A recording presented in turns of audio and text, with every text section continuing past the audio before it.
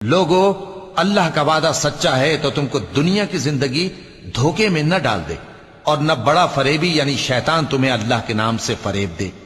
شیطان تمہارا دشمن ہے، تم بھی اسے دشمن ہی سمجھو۔ وہ اپنے پیروں کے گروہ کو بلاتا ہے تاکہ وہ دوزخ والوں میں ہو جائیں۔ جنہوں نے کفر کیا ان کے لیے سخت عذاب ہے، اور جو ایمان لائے اور عمل نیک کرتے رہے ان کے لیے بخشش اور بڑا ثواب ہے۔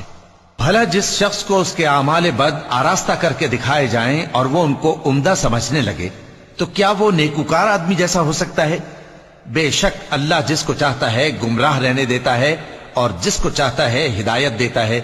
تو ان لوگوں پر افسوس کر کر کے تمہارا دم نہ نکل جائے۔ یہ جو کچھ کرتے ہیں اللہ اس سے واقف ہے، اور اللہ ہی تو ہے جو ہوائیں چلاتا ہے، پھر وہ بادل کو ابھارتی ہیں، پھر ہم ان کو ایک بے جان علاقے کی طرف لے جاتے ہیں، پھر اس سے یعنی بارش سے